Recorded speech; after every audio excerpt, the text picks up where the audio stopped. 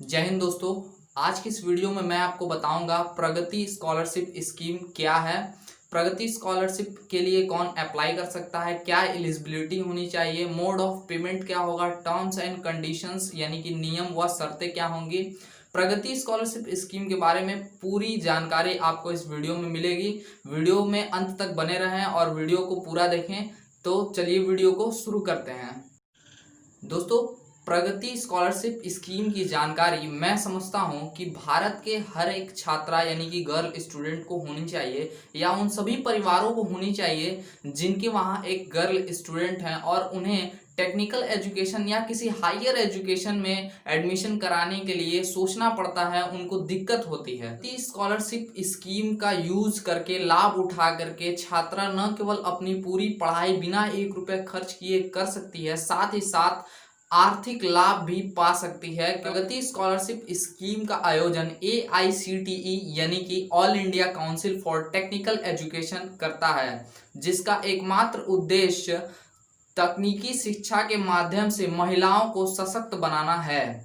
ये अब जानते हैं कि प्रगति स्कॉलरशिप के लिए क्या एलिजिबिलिटी होनी चाहिए। तो यहाँ पर एलिजिबिलिटी को लेकर के 3 पॉइंट्स दिए गए हैं। सबसे पहला पॉइंट है कि जो भी छात्रा यानी कि गर्ल स्टूडेंट इस फॉर्म को अप्लाई करना चाहती हैं, उनको जो है फर्स्ट ईयर के BTech या डिप्लोमा में एडमिशन लेना होगा, या वे स्टूडेंट्स जो सेकेंड ईयर में लेटरल एंट्री द्वारा एडमिशन लिए हों BTech या डिप्लोमा में, वे इस फॉर्म को अप्लाई कर सकते हैं। सेकेंड पॉइंट ये है कि किसी भी परिवार की मात्र 2 लड़कियां ही इस फॉर्म को अप्लाई कर सकती हैं। तीसरा पॉइंट ये है कि जो भी छात्रा इस फॉर्म को अप्लाई करना चाहती हैं, उनके परिवार की कुल वार्षिक आय 8 लाख रुपए से अधिक नहीं होनी चाहिए। चलिए अब बात कर लेते हैं अमाउंट ऑफ स्कॉलरशिप के बारे में। तो जो प्रगति स्कॉलरशिप के अंडर आपको अमाउंट मिलेगा वो मिलेगा 50,000 रुपए का स्कॉलरशिप, जो कि आपको हर साल मिलेगा जब तक आपकी स्टडी वो BA BTech या डिप्लोमा कंप्लीट नहीं हो जाता है, तब तक आपको मिलेगा। साथ ही साथ एक जो है फायदे की बात आपको बता दूं कि जो 50,000 की स्कॉलरशिप प्रगति स्कॉलरशिप है वो तो आपको मिलेगी ही मिलेगी। साथ ही साथ यदि आपकी राज्य सरकार डिप्लोमा BE BTech को यदि अमाउंट या स्कॉलरशिप देता है तो उसके लिए भी आप अप्लाई कर सकते हैं। तो प्रगति स्कॉलरशिप के साथ साथ आप उस स्कॉलरशिप को भी पा सकते हैं। तो जैसे कोई अगर यूपी में डिप्लोमा करता है तो उसे 50,000 रुपए प्रगति स्कॉलरशिप, साथ ही साथ 20,000 रुपए या 21,000 रुपए डिप्लोमा का स्कॉलरशिप उसको मिल जाएगा।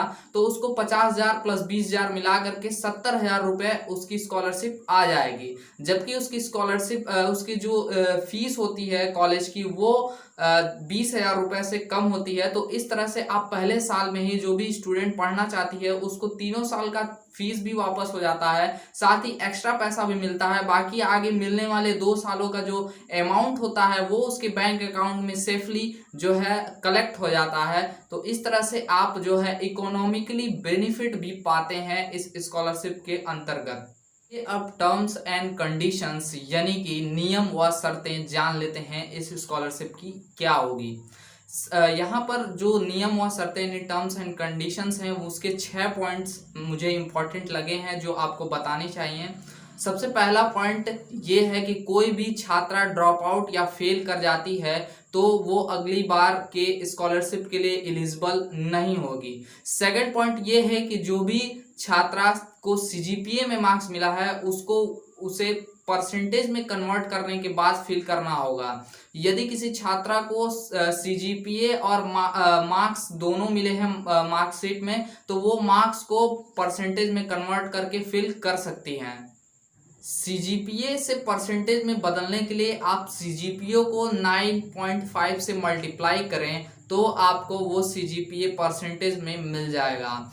चौथा पॉइंट ये है कि जिन भी छात्रा के मार्कशीट में ग्रेडिंग सिस्टम है, ग्रेड्स दिए गए हैं, उन्हें पहले CGPA में कन्वर्ट करना होगा और उसके बाद उसे परसेंटेज में बदल करके फॉर्म में फिल करना होगा। पांचवा पॉइंट ये है कि जो भी छात्रा प्रगति स्कॉलरशिप के लिए सिलेक्ट होंगी उनका लिस्ट AICTE यानी कि all India council for technical education के वेब पोर्टल पर अपलोड कर दिया जाएगा।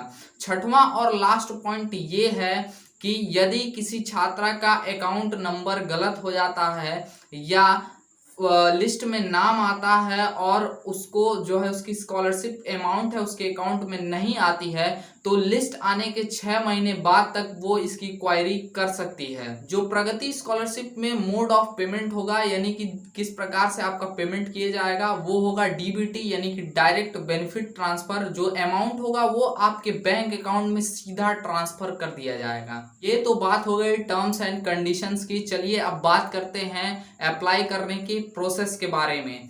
तो आपको अगर फॉर्म अप्लाई करना है प्रगति स्कॉलरशिप का, तो आप एनएसपी यानी कि नेशनल स्कॉलरशिप पोर्टल द्वारा इस फॉर्म को अप्लाई कर सकते हैं। ये आपको अब मैं बता देता हूं कि रिन्यूअल यदि किसी को कराना है तो रिन्यूअल के लिए क्या करना होगा।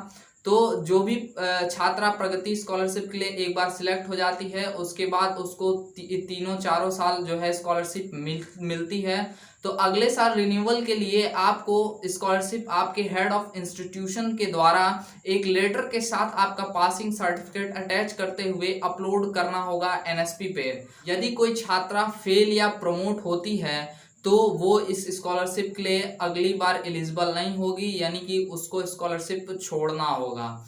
यदि आपको यह वीडियो पसंद आया तो वीडियो को लाइक और शेयर करें, चैनल को सब्सक्राइब करके बेल आइकन को प्रेस कर लें और ऑल को सिलेक्ट कर लें, क्योंकि हम इस चैनल पर इस नेशनल स्कॉलरशिप से रिलेटेड सारे स्कीम का रिव्यू करेंगे, जिसकी जानकारी आपको होगी और आप उसका लाभ उठा करके बिना 1 रुपये खर्च किए पूरी पढ़ाई कर सकते हैं, साथ ही साथ आर्थिक लाभ भी पा सकते हैं। मिलते हैं अगले वीडियो के साथ, तब तक के लिए जय हिंद, वंदे मातरम।